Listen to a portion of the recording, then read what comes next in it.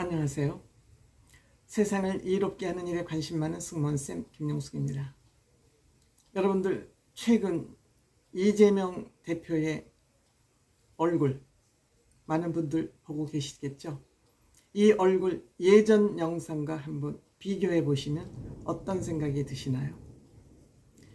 이재명 대표 본인의 죄명이 밝혀져서 곧 구속될 일만 남았다 하는 것을 예감하고 있겠죠. 네가 죄인지는 네가 알렸다. 본인의 죄를 본인이 가장 잘 알고 있겠죠. 물론 온갖 재주를 다 부리면서 변명하고 온갖 괴담과 가짜 뉴스를 동원하고 있습니다만 진실을 가릴 수는 없습니다. 혁신위를 만들어서 개혁을 하는 척하지만 본인이 갖고 있는 근본 문제를 해결하지 않는 한 혁신위가 뭘 할 수 있겠습니까?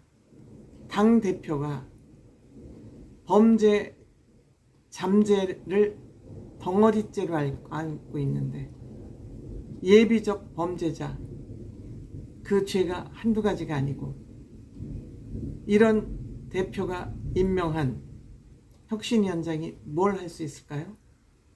일본 오염수를 가지고 저렇게 붙잡고 늘어지고 있습니다만 과학으로 얘기하라고 IAEA 사무총장이 대한민국을 직접 방문하기까지 했습니다. 너네 과학으로 얘기해. 나랑 같이 만나서 직접 얘기해. 라고 들이대면서 한국을 방문했는데 방문하는 것 자체를 막았었습니다. 개딸들이.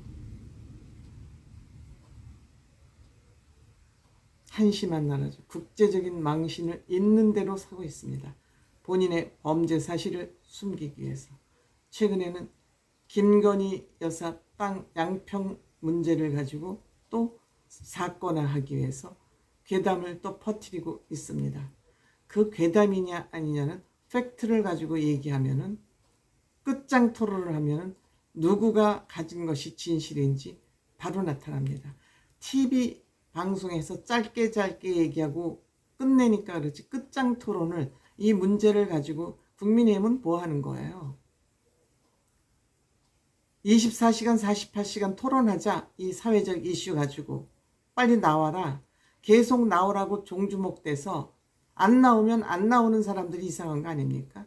국민의힘은 참 무능하기 짝이 없어. 뭐 하는 거예요? 그리고 하다 이제 길거리에 나앉아서 거지 노릇까지 하기 시작했습니다. 이런 일을 하면서도 얼굴은 어둡습니다. 왜일까요? 본인이 죄를 알고 있기 때문이죠.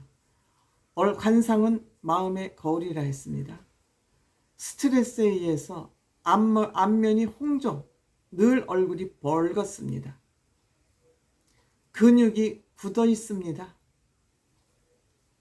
얼굴에 우울감이 가득합니다. 얼굴 표정 못 속입니다. 본인의 생각이 그 에너지를 타고 몸 전체를 돌면서 그것이 얼굴의 표정으로 나타나기 때문에 표정은 숨길 수 없습니다. 정청래 의원, 최측근, 정청래 의원, 갖은 어거지라는 말, 가짜 괴담을 쏟아내는 전문가, 또 민주당을 망가뜨렸다는 비판을 받고 있는 이해찬 전 대표, 이들 얼굴 다 보세요. 돈 깔고 앉아 있을 만큼 깔고 앉았을 겁니다. 그럼에도 불구하고 이들 얼굴이 왜 이렇게 괴물처럼 변해갈까요? 죄를 알기 때문에 그렇죠. 여의도 정치권에 있는 사람들, 잠재적 범죄자들이 너무 많습니다. 늘 얘기하지만 국회의원들 세비 많이 받고 갖은 권한, 대우 다 받고 살면서 왜 그렇게 얼굴들이 죽상일까요? 죽사발일까요? 잠재적 범죄자들이 너무 많기 때문이죠. 지금 민주당과 이재명 대표를 옹호하고 지지했던 이런 인간들은 우리는 지금 물러설 것이 없다. 우리는 물러서면 다 죽는다. 다 죽는다. 물러서면 안 된다라고 의지를 다지고 있지만 이들이 그동안 의지를 다지고 거짓말을 계속 할 수 있는 희망을 가지고 있는 이유는 이들은 몇 건의 성공을 했습니다. 광우병 성공했습니다. 또 사드 기지 빵빵 우겨가지고 이 사드 기지 중국 편 들기 위해서 한 것이죠. 뭐 사람이 전파 때문에 튀겨 죽는다 그러더니 그래서 그 성주 참외를 성주 농민들이 몇백억씩 손해를 보게 만들고 입 쑥 닫고 세월호 7시간 문제를 꼬투리를 끈질기게 잡고 늘어져서 결국 탄핵으로 정권을 뒤집어 엎고 성공했습니다. 그리고 코로나19 사태를 이용해서 전 국민들에게 돈을 뿌려서 국채를 400조씩 국가 채무를 늘리면서 국민들에게 돈 살포를 해서 처음에 180석 의석을 또 점령했습니다. 이건 점령한 것입니다. 이와 같이 갖은 편법 나쁜 짓은 다 해가지고 정권을 무너뜨리기도 했고 국회를 점령하기도 했습니다. 그러니까 계속 이들은 이 재미, 마약 같은 이 재미에 빠져서 놀 수 없는 거죠. 이것을 딱 보고 있던 이재명, 내가 당대표가 돼서 나의 이 죄를 막아야 되겠다. 이재명의 민주당을 만들어서 이재명을 옹이하고 이재명의 죄를 감춰주는 그런 당으로 만들었다. 거기까지 성공했죠. 이렇게 성공을 해왔기 때문에 이러한 마약 같은 재미로부터 벗어나지 못한 것이죠. 그런데 최근 이재명 재판에서 웬만하면 판사가 판결을 할 때까지는 판사는 판결로 말을 하고 재판 중에 판사는 가능한 한 말을 하지 않습니다. 그냥 원고의 말, 피고의 말, 원고 측 변호인, 피고 측 변호인의 말을 듣기만 할 뿐입니다.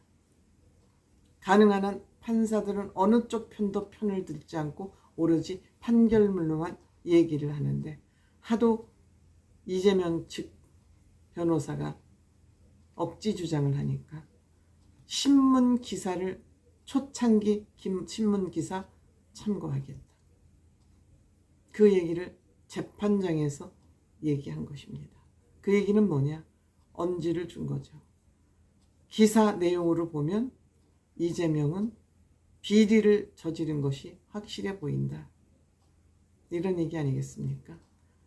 판결로 말하는 판사가 재판 과정에서 그런 얘기를 했다는 보도가 나왔습니다.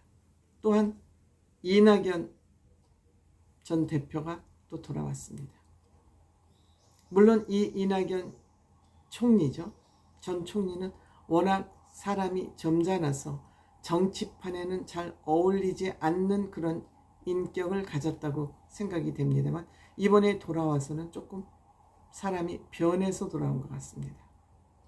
그리고 돌아오자마자 이재명 당대표를 만나는 것이 관례임에도 불구하고 아직 이재명 대표를 만나지 않고 외곽으로 돌고 있습니다.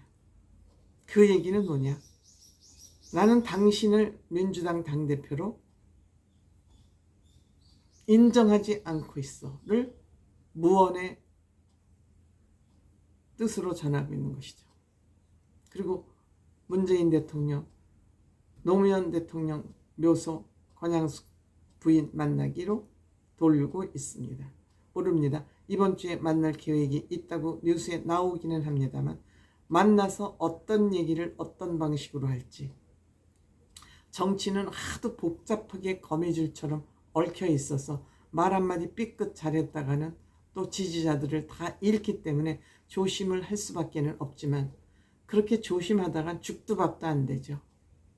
죽도 밥도 안 됩니다. 본인이 해야 될 얘기를 할 때 큰 정치인으로 클 수가 있는 것인데 요거 표 아깝고 저 표도 아깝고 그 표를 다 먹으려고 그러다가 다 개 밥을 주게 되는 것이죠. 즉 그렇기 때문에 정치판은 악화가 양화를 구축한다. 즉 사악한 인간들만 정치판에 살아남는다. 그러니까 정치개혁은 안 되는 거다. 할 수가 없는 일이다. 이 사악한 것들이 권력을 잡고 점잖은 사람은 아우 내가 저기 들어가서 왜 똥을 묻혀? 뒤로 한 발 한 발 물러나다 보니까 양호하고 우수한 사람들은 다 정치판을 떠나고 거지 같은 인간들만 거기에 남아서 정치를 하다 보니 당연히 악화가 양화를 구축하고 정치판은 더러운 판만 될 수밖에 없죠. 그런데 그 중에서 정말 이재명 대표는 최고다. 당군 이래 최고의 부패 스캔들에 얽혀있다. 근데 그 죽음의 문턱이 점점 다가오고 있다. 그러니 얼굴이 수심이 가득하다 못해 이제는 근육도 굳고 우울감으로 가득 차 있다.